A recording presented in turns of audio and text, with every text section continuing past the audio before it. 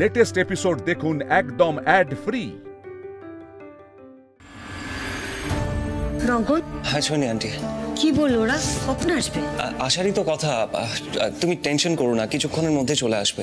বলছি বাবা, ওই মেয়েটাকে পুলিশ ধরে নিয়ে গেছে তাই না? হ্যাঁ ধরে নিয়েছে, তবে কিভাবে কি হয়েছে আমি ডিটেলসটা এখনো জানি না। আইদা ফোন করে বললো যে এসে সব জানাচ্ছে। তবে একটা খুব ভালো খবর, পুলিশ বিন্দিকে ধরে নিয়েছে, সঙ্গে কাউকে যেতেও হয়নি, তাই ওরা মল্লারদাকে সঙ্গে নিয়ে আসছে। যাক বাবা, এতদিনে একটু নিশ্চিন্ত হতে পারলাম। না বড় বৌদি, দেখো যতক্ষণ না ছেলেটাকে নিজের চোখে দেখছি না, আমি কিছু বিশ্বাস করতে পারছি না গো। সত্যি এই কটা দিন যা গেল, সিনেমার গল্পের থেকে কোনো অংশে কম নয়।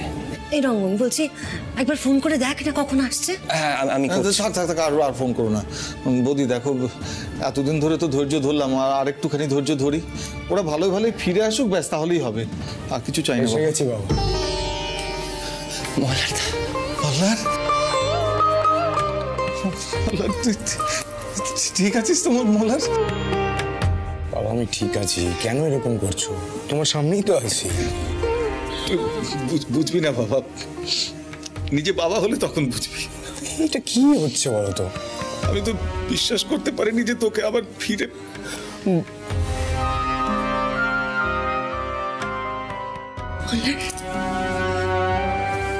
মল্লার, তুমি যে এইভাবে আমাদের কাছে ফিরে এসেছো সুস্থভাবে, এর থেকে বেশি আমাদের আর কিচ্ছু পাওয়ার নেই মল্লার।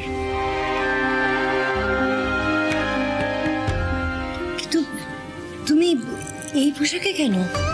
মা আমি ওকে একটু বসতে দাও না, সবাই তো ফিরলো। হ্যাঁ বসো মল্লার, বসো। মল্লারদা সত্যি তোমার এই ঘটনাটা না জাস্ট আনবিলিভেবল। দেখেছো?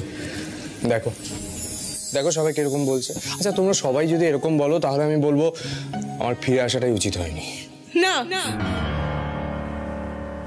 এরকম কথা তুমি আর কখনো বলবে না, কখনো বলবে না, বলো। আচ্ছা ঠিক আছে বলবো না, শান্ত হও তুমি। এভাবে কান্নাকাটি কেন করছো? আচ্ছা মল্লারদা, বলছি তুমি এবার বলো তো, মানে পুরো ঘটনাটা ঘটলো কি করে? সেদিন যখন আমি বাড়ি থেকে বেরিয়ে গ্যারাজে গেলাম, গ্যারাজে বেশি কোনো লোক ছিল না, একটাই লোক ছিল। তো আমি ওকে বললাম যে গাড়িটা দেখে দিতে, তো দেখে দিচ্ছিল। আমি ভাবলাম যে একাই কাজ করছে, হয়তো টাইম লাগবে, ভাবলাম যে একটু ঘুরে আসি। আমি ঘুরতেও গেলাম, ঘুরে যখন ফিরে এলাম, জানি না কেন লোকটার মধ্যে একটা অদ্ভুত চেঞ্জ দেখলাম। কি ভাই, হয়ে গেছে? হ্যাঁ হয়ে গেছে। হ্যাঁ আপনি এসে গেছেন? হ্যাঁ হয়ে গেছে। কি হলো, এরকম চমকে উঠলে কেন? না ওই একটা কথা ভাবছিলাম। বাড়ি ফিরবো বলে আমি গাড়িতে বসলাম, সেই সময় বিন্দি নিজে এসে হাজির হলো। আমি ওকে বললাম যে পুলিশ তোমাকে অনেক দিন ধরে খুঁজছে, এবার আমি তোমায় পুলিশের হাতে ধরিয়ে দেবো। ও নিজে বললো ধরো আমায়। তো পকড়ো মুঝে। আমি ওকে ধরতেই গাড়ি থেকে নামলাম, এর মধ্যেও দৌড়ে একটা গাড়িতে উঠে গেল।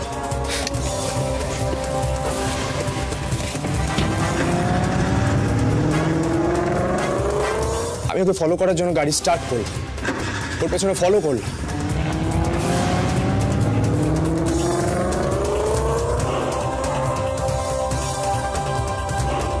কিছু দূর যাওয়ার পরে দেখলাম যে আমার গাড়িটায় ব্রেক ফেল হয়ে গেছে। কি ব্রেক কাজ করছে না কেন?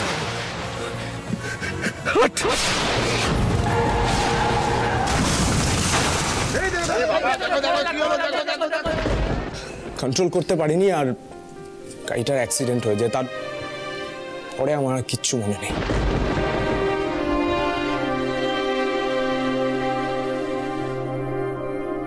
আমার যখন জ্ঞান ফিরল, আমি দেখলাম যে একটা গুদাম ঘরের মধ্যে চেয়ারের মধ্যে আমাকে দড়ি দিয়ে বেঁধে রেখেছে। সত্যি কিছুক্ষণের জন্য না আমার স্মৃতিশক্তি লোপ পেয়েছিল, আর ওই সময় বিন্দি আমাকে একটা ইঞ্জেকশন দিয়েছিল।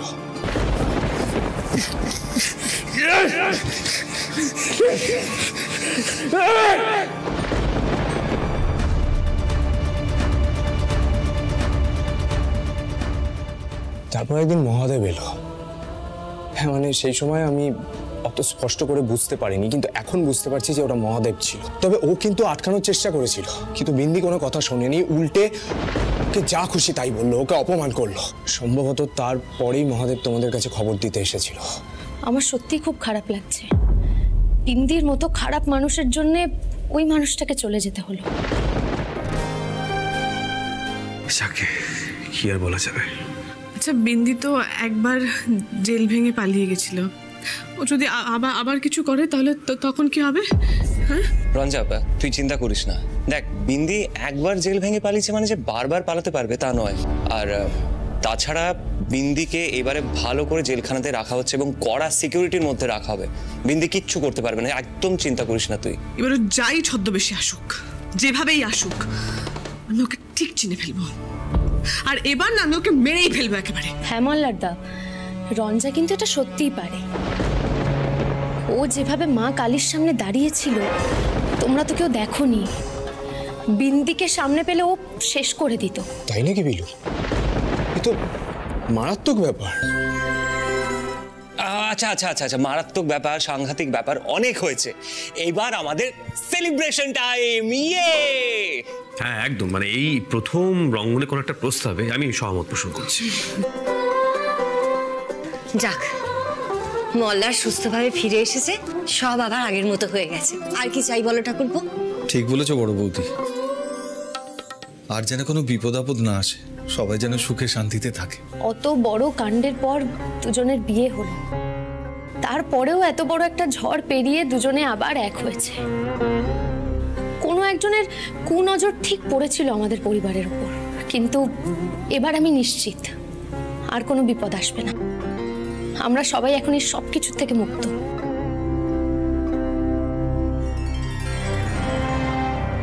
এই রঞ্জা, কি হয়েছে তোমার? পিলু, আমার খুব ভালো করে মনে আছে যে তুমি আমাদের বাড়ি আসার পর থেকে আমি ঠিক কি কি ব্যবহার করেছি তোমার সঙ্গে। আর বিশ্বাস করো, আমি তার জন্য খুব অনুতপ্ত। রঞ্জা, তুমি সব কি বলছো বলো তো? দেখো, যা হয় ভালোর জন্যই হয়, তাই যা হওয়ার হয়ে গেছে, ওসব নিয়ে ভেবে লাভ নেই। আর তাছাড়া তুমি এখন আমায় কত ভালোবাসো বলো তো, আর আমরা দুজন কত ভালো বন্ধু হয়ে গেছি।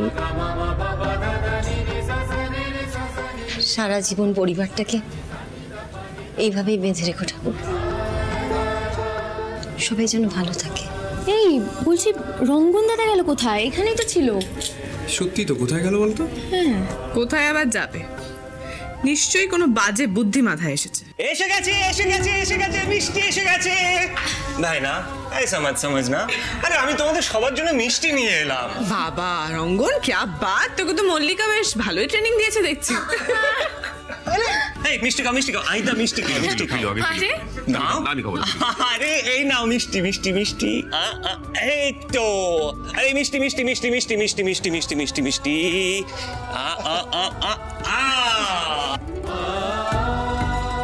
মল্লার দা মিষ্টি। তোকে না, দাঁড়া, দে দে, ওটা আমাকে দে, আমাকে দে। এটা আমাকে দে। দে দে। আরে এটা কি হলো? আচ্ছা ঠিক আছে, আমি খেয়ে নিচ্ছি। দুর্দান্ত। আবার আমাকে ছেড়ে দিয়ে চলে যাচ্ছিলে তো? আমি যেতে গেলে তুমি যেতে দেবে কেন? ও, তার মানে এখন সবটা আমার উপরে চলে এলো। ঠিক আছে, ওই জন্যই তো আমি ভেবে রেখেছি যে আমি এবার তোমাকে আঁচলে একেবারে বেঁধে রাখবো, যাতে তুমি কোথাও না যেতে পারো।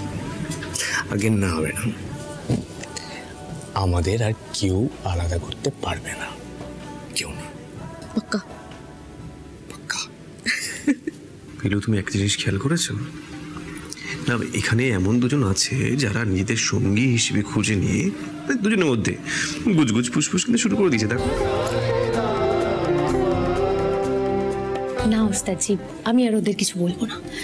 এত কষ্টের পর দুজন আবার এক হয়েছে, তাই যত খুশি একসঙ্গে থাকুক। আচ্ছা, বলছিলাম যে এরকম একটা আনন্দের মুহূর্তে একটা গান হবে না ওস্তাদজি?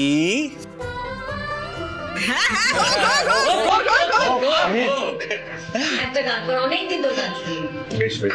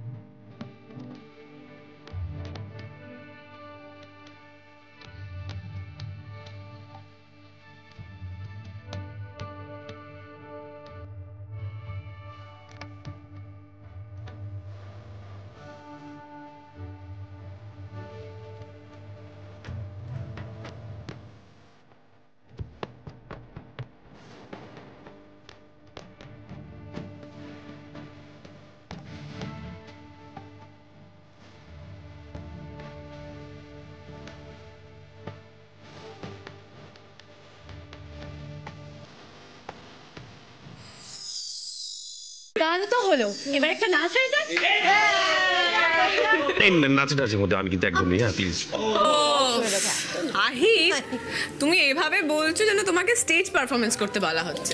আরে বাবা, আমরা সবাই একটু নাচ গান করবো, হুল্লোড় করবো, এইটুকুই তো। ঠিক আছে ঠিক আছে, ছেড়ে দাও, তোমাকে নাচ করতে হবে না। তুমি বরং একটা তোমার পছন্দ মতন গান চালিয়ে দাও, কেমন? একদম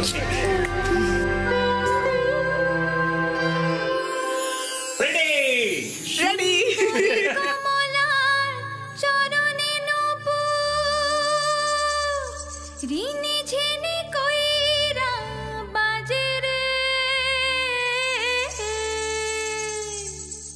সুন্দরী কমলার চরণে নূপুর ঋণী ঝিনি কইরা বাজে রে, ভালো কইরা বাজান গো তোরা সুন্দরী কমলা নাচে।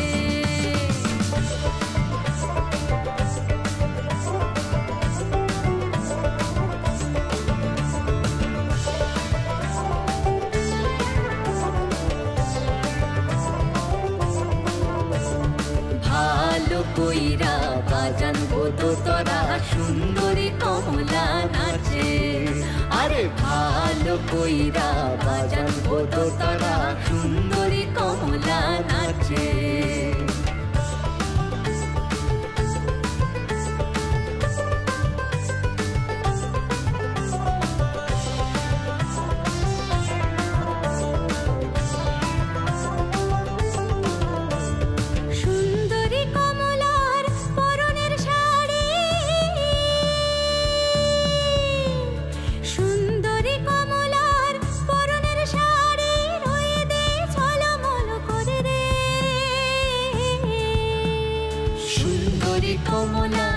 নাকের নলক টলমল কইরা তোলে রে, ভালো কইরা বাজান গো তোরা সুন্দরী কমলা নাচে।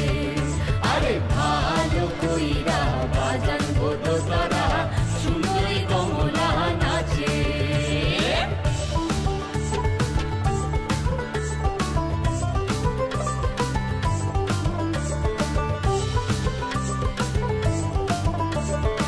এ বাড়ি হইতে ও বাড়ি যাই রে, ঘাটা পাড় ঝিলমিল পানি রে। এ বাড়ি হইতে ও বাড়ি যাই রে, ঘাটা পাড় ঝিলমিল পানি রে।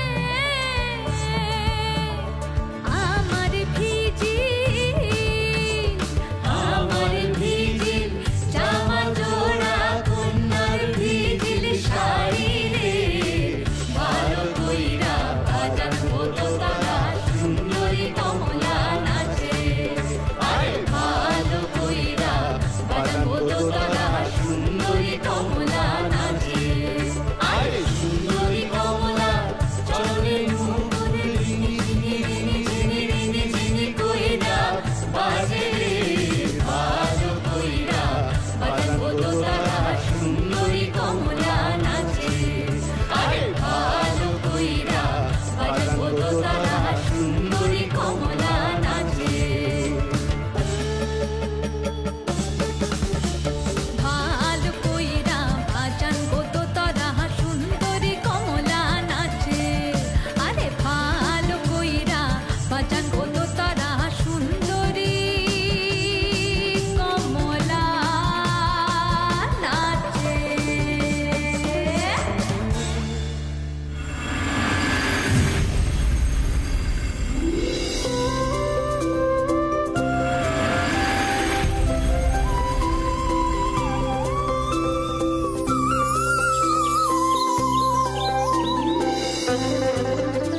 বলছি কি, তোমরা দাঁড়াও, আমি নিয়ে আসছি। রঞ্জা, কি হয়েছে তোমার? ঠিক আছো? কি হয়েছে?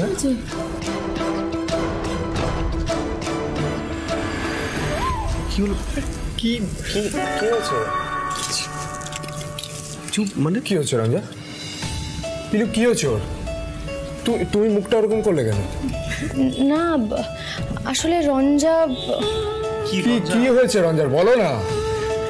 না মানে তুমি। আরে আমি কি, আমি তো ঠিকই। তুই বলবে কি হয়েছে ওর? তুমি ঠিক আছো? কি বলছো নাকি? কেন এরকম হেয়ালি করছো? আমার টেনশন হচ্ছে, তো বলো না কি হচ্ছে। ঠিক আছে ঠিক আছে, আর টেনশন দিচ্ছি না।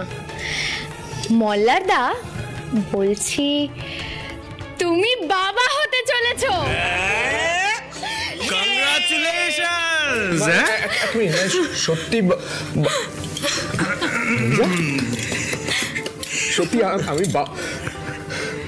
বলছি রঙ্গন, বলছি শোন, তাহলে আমাদের বাড়িতে নতুন সদস্য আসছে তো, তার জন্য প্রিপারেশনস নিতে হবে। আচ্ছা, নতুন সদস্যের জন্য একটা গান তো হতেই পারে। একদম ঠিক বলেছো, একদম ঠিক বলেছো আহিতা। এবার একটা গান ধরো। হয়ে যাক পিলু, গান হয়ে যাক। চলো।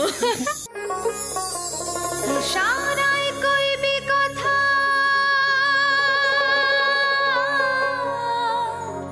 গোঠে মাঠে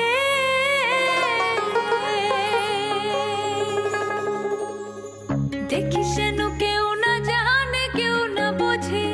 দেখিস যেন কেউ না জানে, কেউ না বোঝে, কেউ না শোনে। কিছুদিন মনে মনে,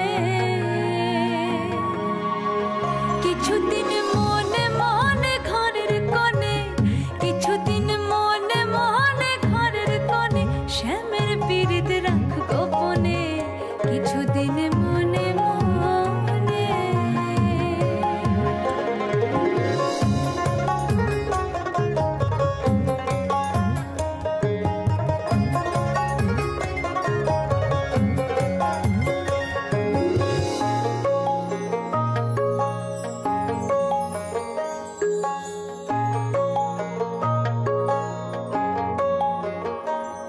ওরে শ্যামকে যখন পড়বে মনে,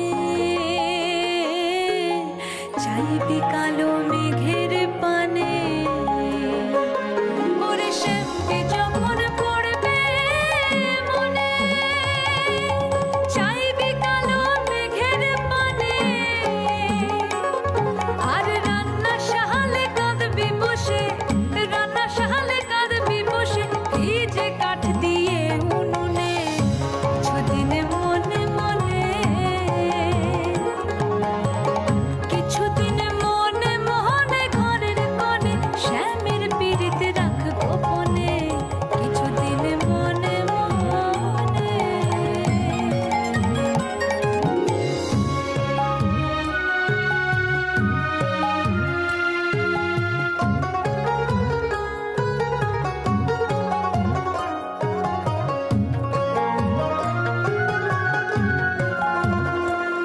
বলি শ্যাম সায়রে নাইতে যাবি, তোর গায়ের বসন ভিজবে কেনে। বলি শ্যাম সায়রে নাইতে যাবি, তোর গায়ের বসন ভিজবে কেনে। সায়রে সাঁতার দিয়ে আসবি ফিরে, সায়রে সাঁতার দিয়ে আসবি ফিরে, গায়ের বসন ভিজবে কেনে। কিছুদিন মনে মনে, কিছুদিন মনে মনে ঘরের কোণে শ্যামের পীড়িত রাখ গোপনে। কিছুদিন মনে মনে। ইশারায় কইবি কথা গোঠে মাঠে, ইশারায়